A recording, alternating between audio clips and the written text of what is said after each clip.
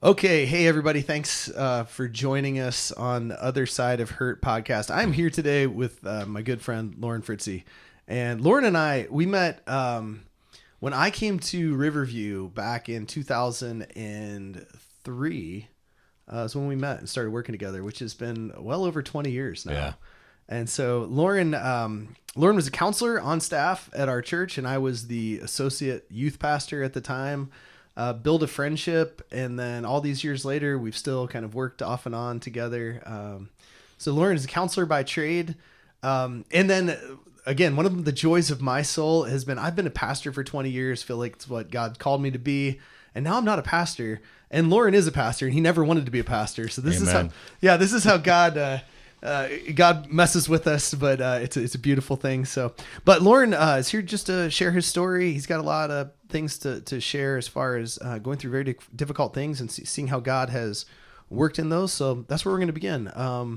Most of the things that have happened to Loren happened long before I knew you, so it'll be good for me to hear these things again. So why don't you tell us a little bit about where you grew up, your background, and kind of what happened to you? Okay. So when I was 5, my parents bought a resort in Hackensack. So I've grown up in this area, most of my life. That's pretty well what I remember.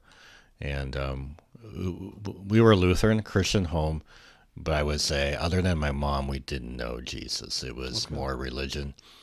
And when I was 12, my brother had been into drugs. He was pretty screwed up. We had grown up in an angry home. And that summer, I noticed my brother was totally different. Totally different. In a bad way? In a good way. Or in a good way? Just like he had radically changed. Okay. And I remember one day he just said, "Loren, do you want to accept Jesus into your heart?" And it's like, well, at that point, I didn't know him, but in some ways, but I really wanted to know him in a deeper way. So I said, yeah. And so we prayed, and I remember for the next 2 weeks, I had to look down on the ground because I felt like I was floating. My life had changed, just inside. And then about 2 months later, I remember being in the woods, and I had to go. And it was different, and that's when I came down with Crohn's disease. At that point, they thought it was ulcerative colitis. Okay. And So it was like 12 years old, so like yeah, not long I was ago. actually 13 at that point. It was right 13? before my 12th birthday when God saved me. And then Okay. it was late September when I came down with Crohn's disease. But they had treated me for ulcerative colitis for years.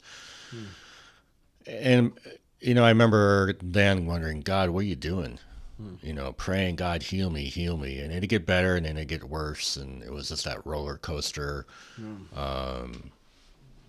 Crohn's disease is it's a digestive issue, intestinal. And so you tend to bleed a lot and just not feel well. Okay. So It's been something you've had ever since then, right? I mean, Right, it's right, a chronic, long-term. it's been in remission now for 15 years. Oh wow. Yeah. Okay. And just God's grace. Just So but you became a follower of Jesus, and within a month 2 or two, months, yeah. come down with a chronic lifelong illness that's been pretty debilitating, or to some degree. It was. Yeah. I would say it isn't so much as what I'll share later. But God disciplines who he loves, and that discipline is never pleasant. But I look how it protected me. It protected me from doing things that youth do that probably aren't the wisest at the time, like getting drunk or whatever. I couldn't. It made me so sick. It wasn't worth it. Yeah. And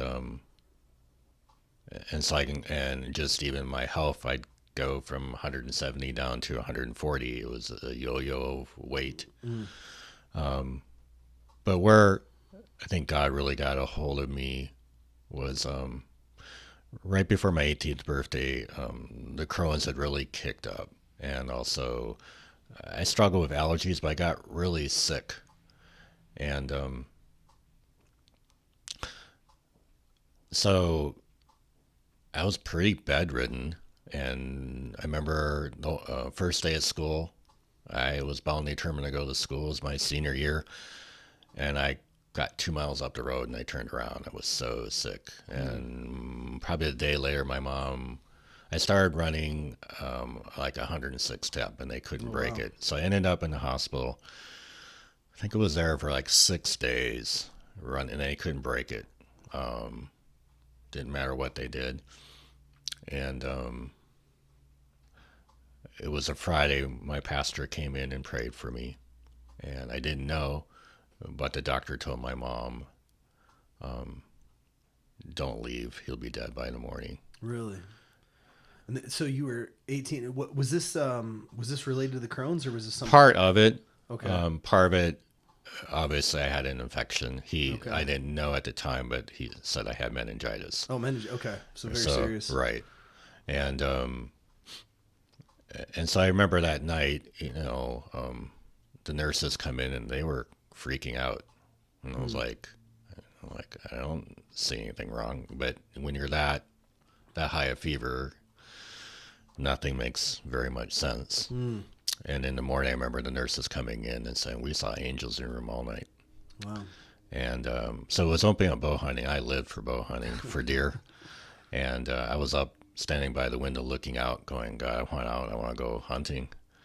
And at that point, I had lost a lot of weight. So it was even hard to somewhat walk because I was so weak, so bedridden.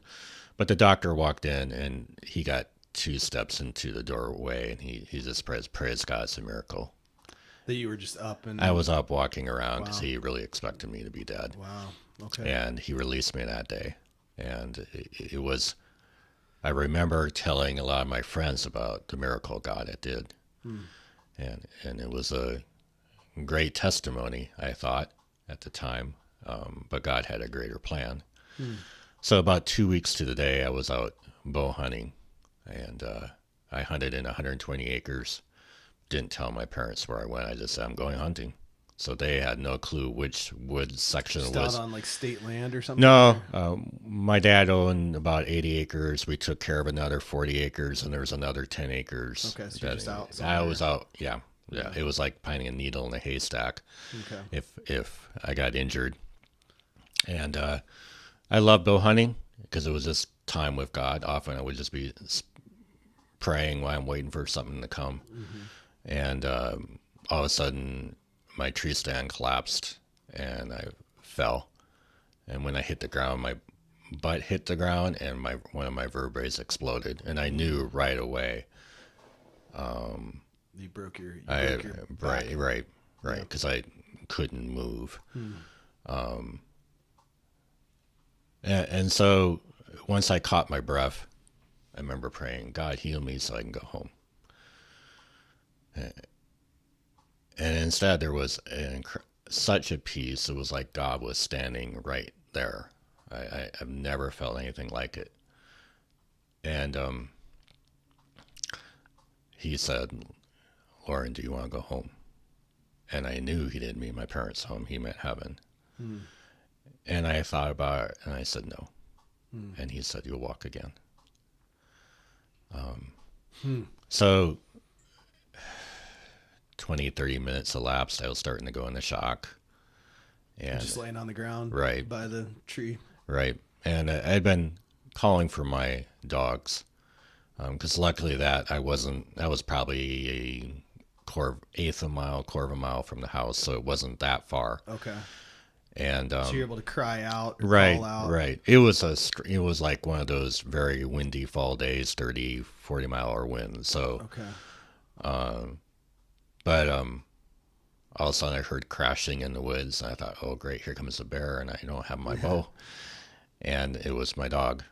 And I love God's sense of humor because he had been sprayed by a skunk 3 days before and ate dead fish that day. And honestly, the stench kept me awake. So he came and sat He laid down right beside me.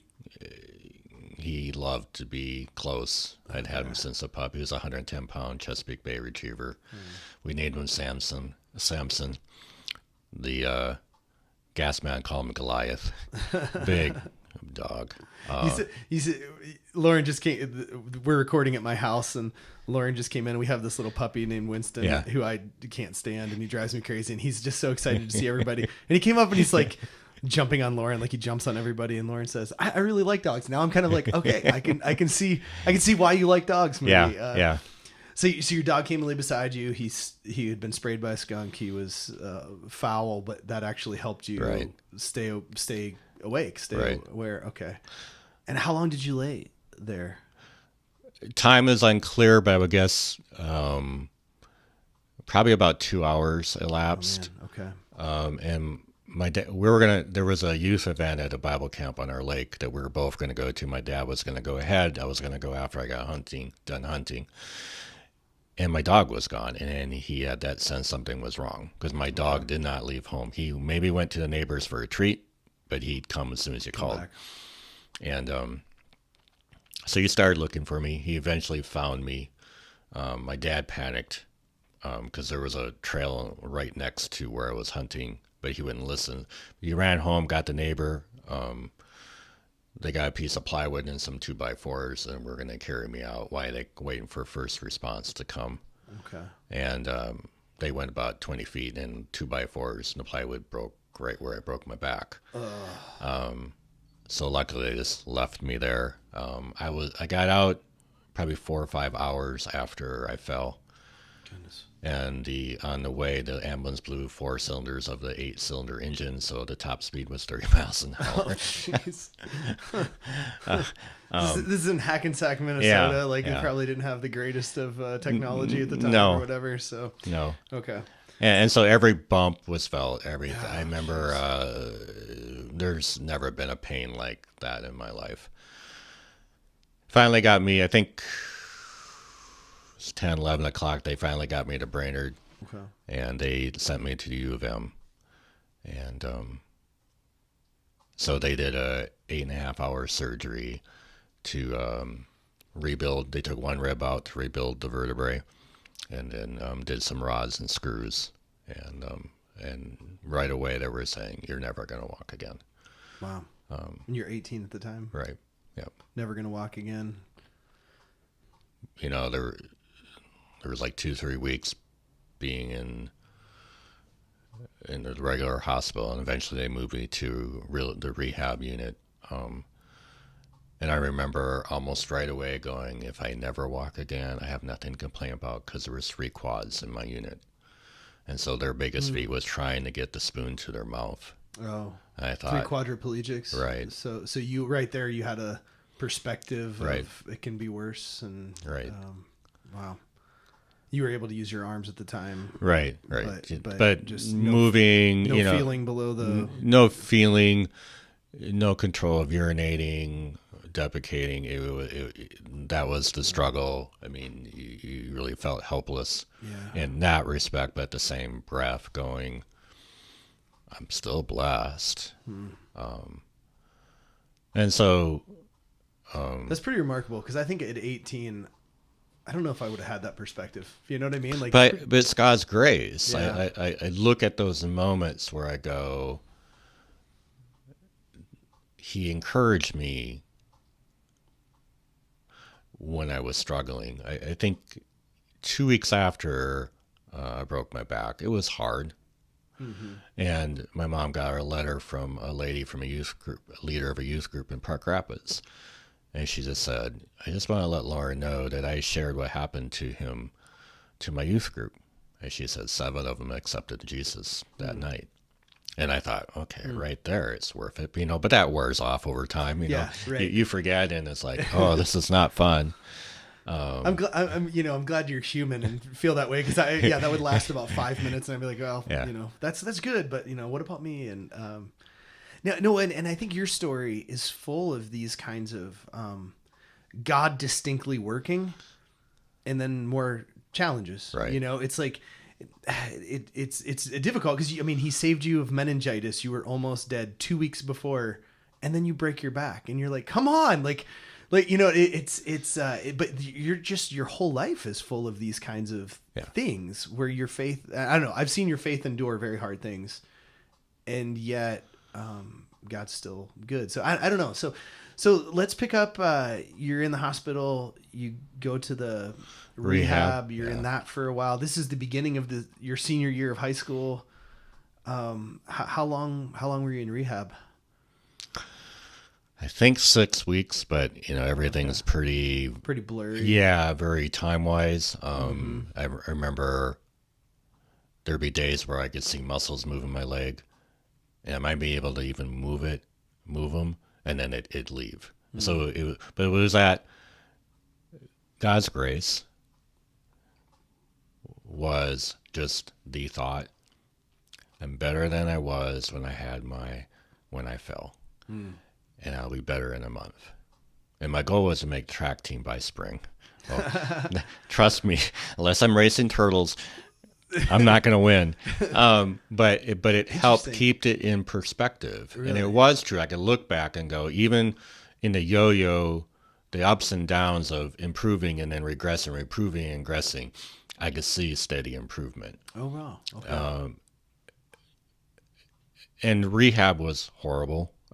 It was a horrible experience at the U of M overall. Painful or just bad care, really bad care. Okay.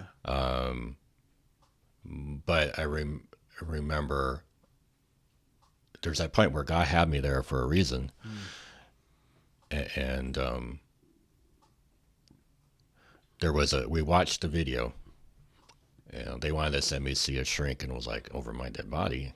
Because it's like, your body's already broken. Now you're going to try and mess with my mind. No, not at that point. Even though I later become one of them. I find that incredibly ironic. Just, yeah. You're like, they're crazy. Those shrinks, they're crazy people. And there's your calling. So, no. But it was the video was about a guy who was in a wheelchair, and it showed him flying a plane, driving a car. And he just said something that stuck with me. He said, you can look at the 5,000 things you can't do, or you can look at the 2,000 things you still can do. And that stuck. And so even in the darkest times, there was a point, by God's grace, I could still be grateful, even though it's like I didn't understand what he was doing. We're not good. His ways are far above us.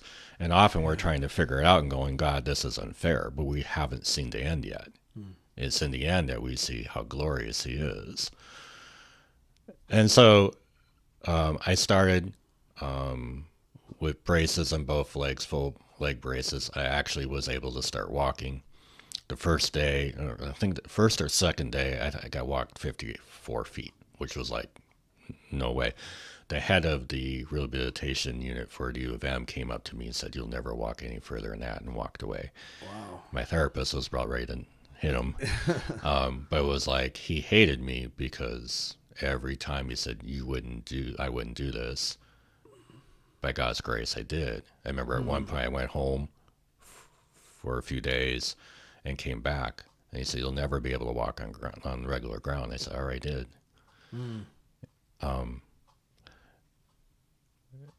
I don't know why he was there, but God used him. To spur you on? Like I don't know. Going to show you otherwise, maybe? The whole thing, though, when the doctors are saying, don't even bother, you're never going to walk again, I kept going. I wouldn't tell them because I'm sure they were going to want to send me again to a counselor. But God said I'd walk again. And that's what I held on to. Yeah. So I eventually got moved to Brainerd, which was really great, the Brainerd Hospital, because instead of a half an hour of therapy a day, I was getting 3 hours. Oh, wow. And that was great because I'd come back, sleep because I was exhausted, and go back. And I remember it felt so good to feel sore. Physically, my legs hurt, even though I didn't do a whole lot. This still your senior year? You're going back and forth to Brainerd? You staying at home? I was at the Brainerd Hospital for at least a month to 6 weeks. Oh, you just stayed there? Right. And I think I was able to return home. It was like a week before Christmas, if I remember right. Okay. And I just started I knew what to do. And I was pretty motivated, so I did my therapy on my own, and my mom would help. And so after Christmas break, I headed back to, hopefully finish up my senior year of high school. And that week that I returned, I broke out in boils from my head to my feet. So you just finally get back to school and you break out in boils. Is this related to Crohn's? They didn't know. Don't know. They didn't know. Are you reading the book of Job thinking, I feel like I'm there, right? Like, man, one thing after another. So you break out in boils just right after going to school. And so I was back in and out, and then I'd run 105, 106 temp for several days on end. They'd get it back down. All along, I was taking close to 100 milligrams of prednisone a day. Oh my goodness. So yeah, but that was the only thing that kept things at bay. Okay, yeah, so it's some sort of autoimmune something. I'll get to that. Okay, gotcha. Okay, fair enough. So back and forth. Okay. Finally, went down to U of M because Brainerd thought it was an infectious disease, but nothing came up. Okay. And I remember going to see the specialist, and they wouldn't come any. They had kept at least 6 feet away. They'd ask me what the boils looked like, but wouldn't come near me, which really didn't help mentally, like what's wrong with me. Right. Looking back, and my accident was 84. We're into 85. AIDS was pretty strong then, and I had 11 pints of blood transfused when I had my surgery. They didn't say it, but they're probably thinking it. Okay. And there was a lot of unknowns still about AIDS in that time. Yeah. And so I went back home after that. It wasn't long. I was spiked another series of fever. I was put in Brainerd, and I spent a month in isolation. So everyone, my mom was limited in how much she could come in. Everyone was garbed up. That was the darkest time in my life. At that point, I dropped to 105 pounds. Oh, man. So skin and bones, not feeling well. I remember finally, that was probably the darkest time of the whole ordeal. And I remember rolling in bed was challenging because of the paralysis. But I remember rolling up, looking at the ceiling, and just saying, God, let me go home. And I did not mean my parents home. I wanted to go home. Yeah. I wanted to go to heaven. And the next day, my mom came in, and she'd had enough. And she said, we're going. And she took me down to Rochester to the Methodist Hospital, the ER. And I remember sitting in the ER, and so I think I had a doctor at that point, but a young doctor just walked by, and he stopped. He looked at me. He looked at my boils and said, oh, you got pyoderma gangrenosum. And I'm like, huh? Say that again? Pyoderma gangrenosum. Anyway, he had Crohn's disease, and that's a side effect of Crohn's disease. Oh. So your colon's shutting down, and it's putting the toxins out on your skin. Oh. And so I was at the Methodist Hospital for a week to 10 days, but I could go home. I mean, they broke the fever. They knew how to treat it. Right.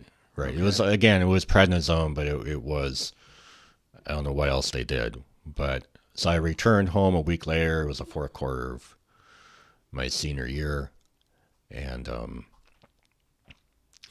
went back, finished, graduated. Wow. And I was so drugged up.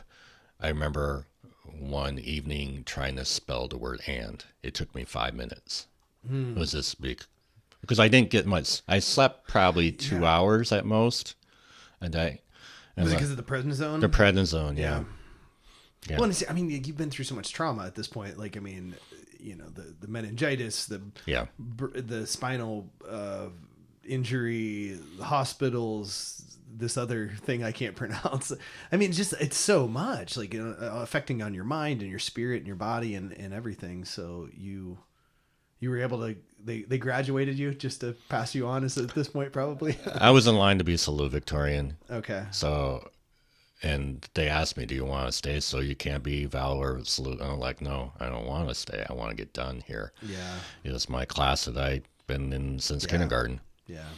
and so I had enough credits anyway, and the teachers were gracious too. Of course. Yeah. So you graduated? Graduated, started getting sick again, and then in July, went back to Mayo, and they did my first colon resection, and returned home. I remember when I returned home, it was about exactly a year ago that I became sick. Really? And I always call it the year of trials. Yeah. And then it was just that steady progression of healing. It was 4 years before I didn't need a cane. No, as I get older, I need a cane. Not part of it's my back. If I walk without a cane, eventually it irritates it enough that Sure. So it was 4 years, and then you didn't need a cane Right. after. So you had a cane for 4 years. yeah.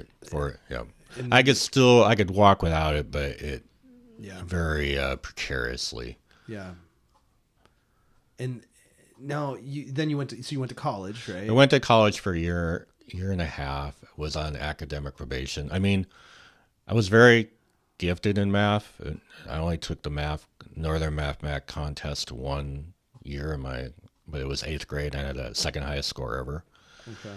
And then I loved computer programming, so I did a dual major, mathematics and computer science. But because I was still recovering and so drugged up, I couldn't think well. And so I took a year off and worked for my dad doing construction. And it was really good because I needed that push and the physical stuff to strengthen. And in that year, I just remember one day, God said, "I want you to be a counselor." And I was like, I kind of laughed in one way, but it was relief because I knew I'd been praying for direction. I actually remember my junior year in high school, my high school counselor looked at me and said, "You're going to be a counselor one day." And I laughed at him because I was like, no way. I had no desire. And so then I went to Bemidji State for 3 years and graduated with my BS in psychology, and I loved it. I mean, God was so good.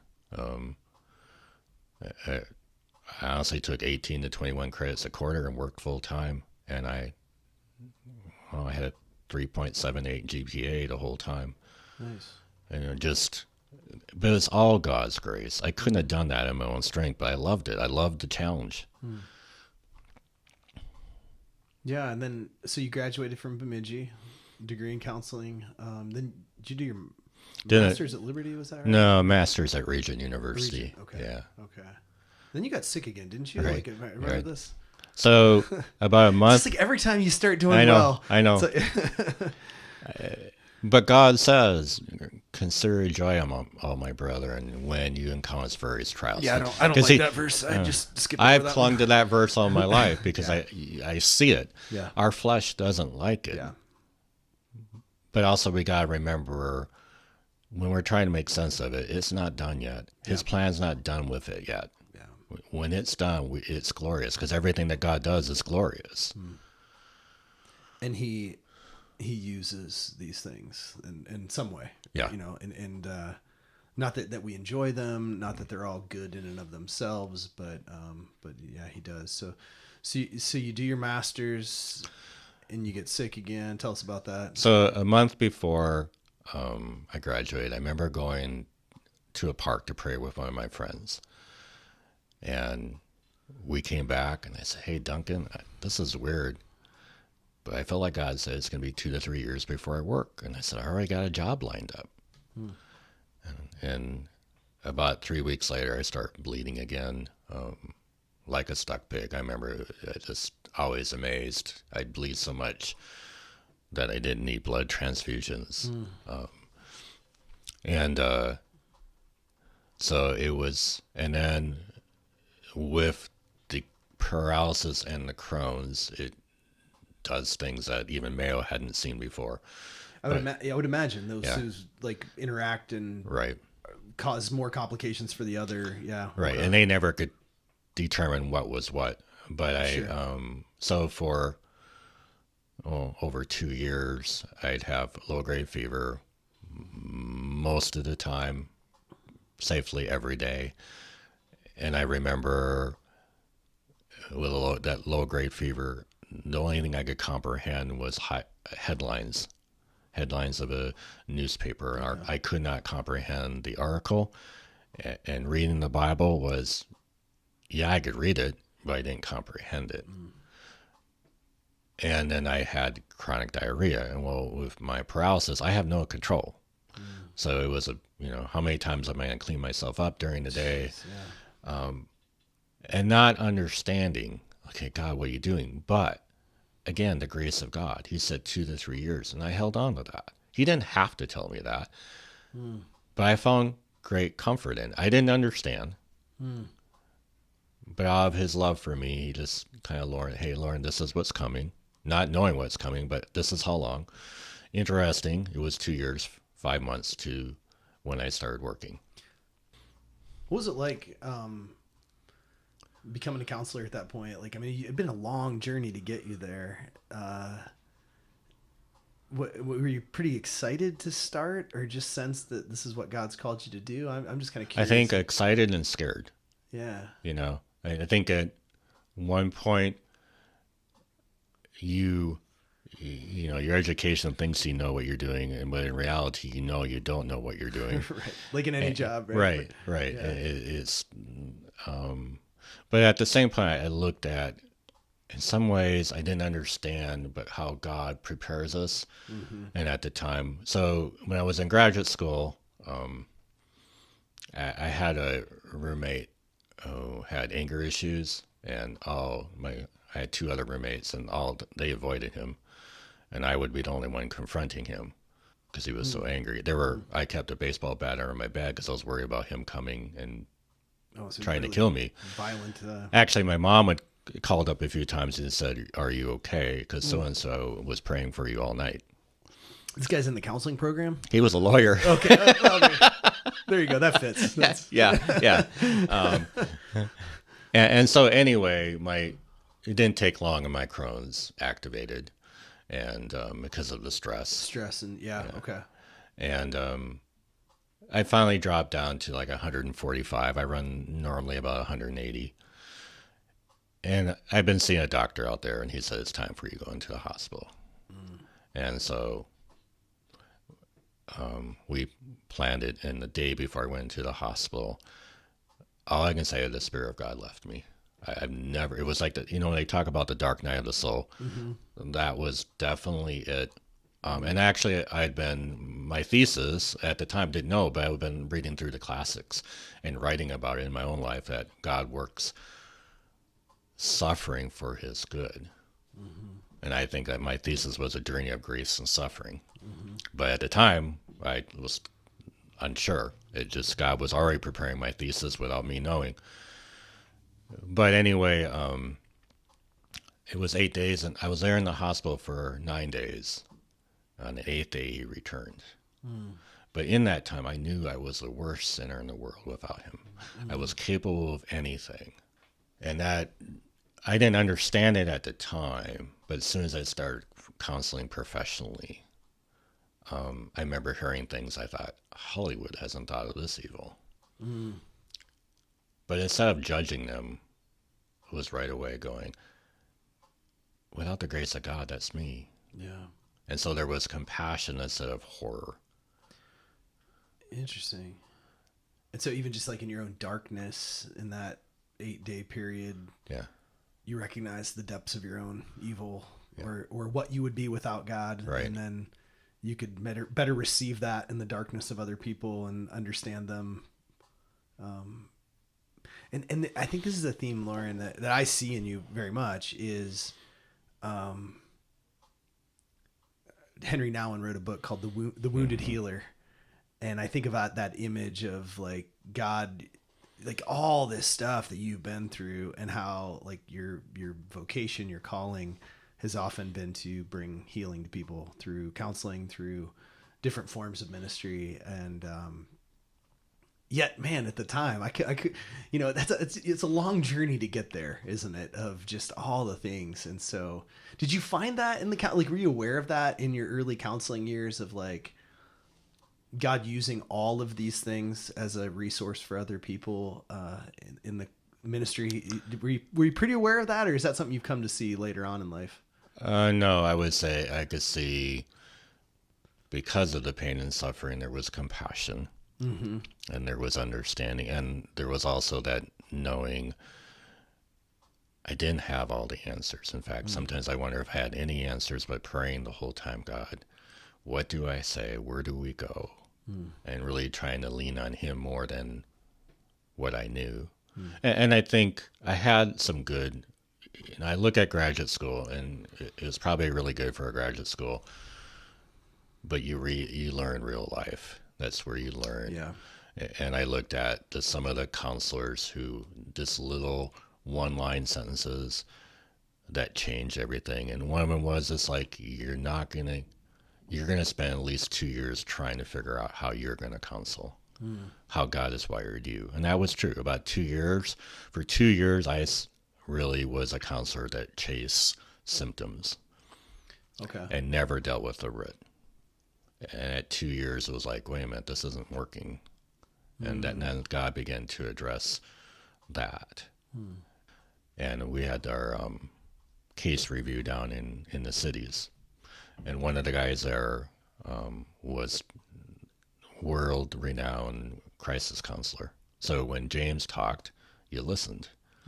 He didn't say much, but when you listened, he's like, these were going to be good words. And one day, he was actually at the Oklahoma city bombing. He was giving a seminar on crisis counseling when it went off, and he actually went there and worked with the people. Okay. But one day he just said, 50% of the time I don't have a clue what I'm doing, and I'm hanging on to Jesus. And that was the most profound statement. I wish my professors would have said that, because there was always that pressure. I got to perform. I got to know all this. And you don't. Everyone's different. And we need to be asking God, where do we go? What's the root? What do they need to hear? Years later, I really saw this manifested in terms of, I've been working with a woman for about 6 months. And she said, I think I'm a mind control person from the government, MK Ultra. And I'm like, I never heard of it. And so I read up on it and was like, oh boy, what am I getting myself into? But she loved Jesus. What I saw with her has taught me so much. So many times we'd hit a trauma area, and she was terrified. And some days it was like she could go. I would ask her, can you let Jesus into it? And she'd say, no. Some days she would say yes. Some days it was 2 weeks. But eventually she would always come to, but I trust Jesus. And God would heal it. And how often, when I'm dealing with people, I can point out, you need to deal with this. You need to let Jesus in. And how often the response is no. And so I'll get them to begin praying, God, help me to want you in. Some people can't even get there. Right. But once they can let Jesus in, there's new life. But how often we blame Jesus for our trauma, where in actuality he's saving us out of it. Interesting. There's a lot of talk these days about trauma. You know what I mean? Like it's just I'm not like an expert in any of these things, but you just hear a lot of these things, and I think there's something there, because when we go through major things, that's going to like stick with us and affect us, because what we do with those like key things that have affected us in relationship to God, or relationship to just even facing them, being honest about them, it really does like affect us deeply, doesn't it? And so that's been a lot of your work, is like getting to like the heart of what people have been through, and seeing if they will allow God into that space. That's where I've landed. Yeah. And there's been good fruit, but it's all him. You Right. know, I'm the dumb donkey just trying to be obedient. And that's how often I feel. I still think about what that other therapist said 50% of the time I'm hanging on to Jesus. Yeah. He's the one that sees. I think when I look at my own life, if I looked at one event, one piece of the puzzle, it doesn't make sense. It's like, God, what are you doing? But as I wait and I begin to look at the bigger picture, at the puzzle, it's incredible. I wouldn't choose what I've been through. I wouldn't choose it for my worst enemy. But as I look at his glorious plan, I wouldn't trade it for the world. I wouldn't be here. I don't, number one, the Crohn's would have killed me. Number two, I might have been the guy in the front row at church, but I wouldn't know him. So how can I call suffering evil? Yeah. Even though my flesh doesn't like it, Yeah. there's good fruit. And he has used it. And well, you said something too, like, I appreciate the 50% of the time I don't know what I'm doing. And I've thought about this, especially in regards to counseling. It's like, I don't even know how to fix my own problems, let alone somebody else's problems. Or I don't even know how to deal with my own stuff, let alone somebody else, which is like a place of humility is a good place to start from, because, you know, if somebody walks in the doors and they're like, well, I can, let me tell you how to fix your life. It's like, really? Like, do you know that much? You know? So I think there is, like, God uses the humble and the broken, and being aware of that. I get myself into trouble when I think I actually have something wise to say, and then it's never wise. But we're all broken. The idea that we're put together, yeah, and we don't need him, you're a fool. When we get to heaven, we'll talk about it, because Jesus will be our perfection, and there won't be that brokenness that we have now. But I still believe we were going to stand in awe every day of who God is. But most of us are busy hiding those things, right? And avoiding them, or trying to convince ourselves otherwise. You know what I mean? Like, it's hard to face those truths, and it does seem, it's like only God can give us the grace to overcome, and to look in the mirror, right? To face the reality that is our brokenness and our foolishness and our, or whatever those things are. And then to like act, like, to be okay. Like, he's got a plan. He's putting us back together. He's working. But man, you've been through a lot to get there. Like, isn't it? That's the thing with your story. Like, I always think of, like, man, you've gone through so many things, and yet you're one of my closest friends and somebody who I trust explicitly. And I'm like, well, those are related, I think, right? Like, the fact that, like, I just trust you, and I know you're going to be honest with me. And some of the time I don't like that, by the way, but yeah, that God has revealed some deep things to you through all of this, and yet you remain humble and just trusting him, because you recognize you can't solve anybody else's problems. No, it's good. It's good. Well, anything else from your story? Like, what are you learning these days? What is God teaching you? How often I make God small. How often when those trials come, I forget that what he's done. And then I panic, instead of being, he's faithful. He'll bring us through. Yeah. He always has, and he always will. But also acknowledging it's not going to look like the way I think, because he sees the whole picture. I see one piece. Yeah. But he's infinitely wise and infinitely good. Can I trust that? And so trusting in my own reasoning, because that's where I get into trouble. This is how I think God's going to operate. Yeah. No. Yeah. I really believed God was going to heal me so I could make the track team. Nope. I'm still 70% paralyzed below the waist. I still struggle to walk. It's like people talk about walking and praying. I can't. I'm too busy focusing on just walking.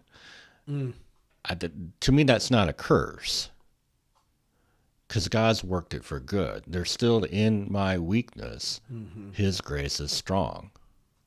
I still have issues with the diarrhea, with other issues. But it's just a reminder that I need him. You can't call that a curse. Yeah. And Well, you could. right, but it's not the truth. It's not good, right? No, Yeah. because if he loves us, he allows things certain into our lives to work it for good. It never says it's good. And but I also argue his glorious plan, that out of his love, he allows certain things to know that he's God. And we have that choice. Am I going to trust him, or am I going to get mad at him and curse him?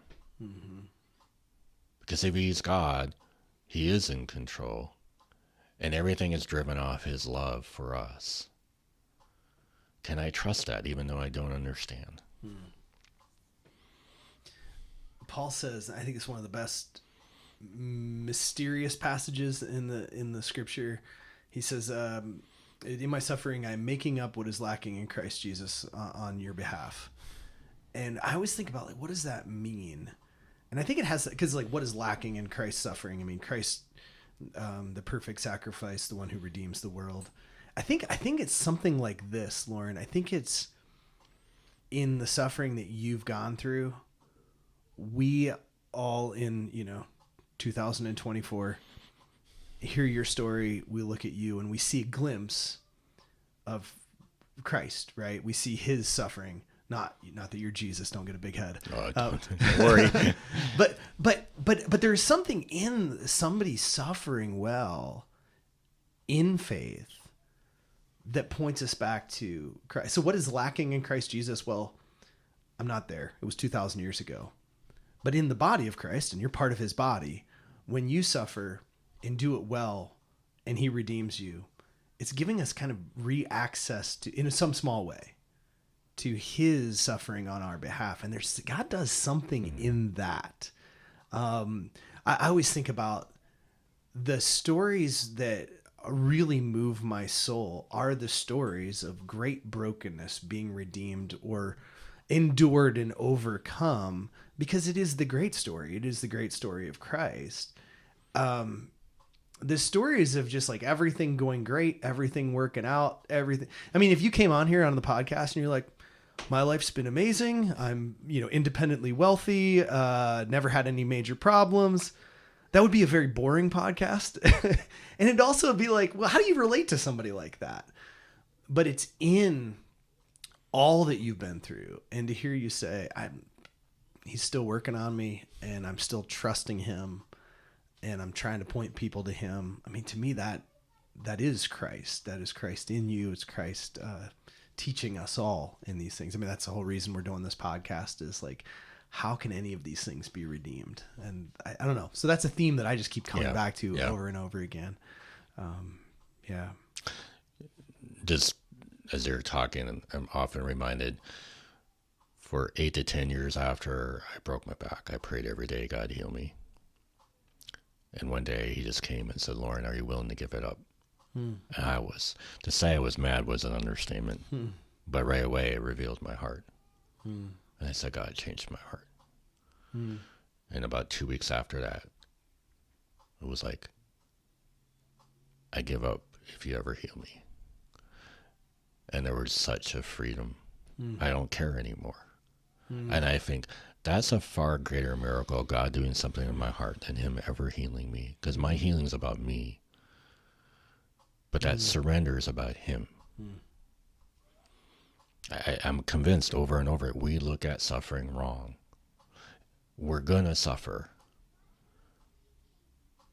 How often, though, suffering can lead us to knowing God in a deeper way, that I want to say, without my suffering, I would never know him the way I know him. And I feel like I barely know him in the same breath, in an infinitely perfect God. Good. Brother, thanks for coming on. It's good to chat with you, as always. Now I'm going to shut off the camera and have you work out all my problems. We're not going to do that. We're not going to do that on the podcast. Oh, I'll pray for a miracle. Yeah. This is my favorite part, is where I get to tell all my burdens to Loren and he gets to solve them on. I think I've already referenced you at least a multiple times on this podcast, because I'll be like, I was struggling with this thing and I was talking to Loren, and this is Loren, by the way. So that fills in a lot of those details. But no, thanks. Appreciate you. Thanks for coming on. Thank you. Yeah.